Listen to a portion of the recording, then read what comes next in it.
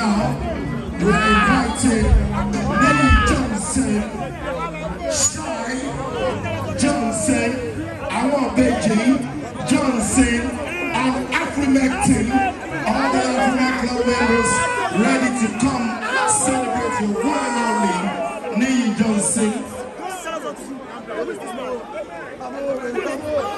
Our own PRO, the PRO of our noble club, Nelly Johnson. Everybody please, thank you so much. We really appreciate you guys.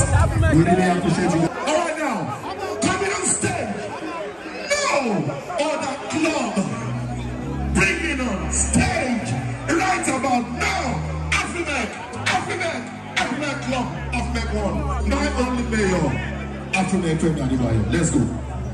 Adeniyi bàbá tí bá ẹ ṣe o.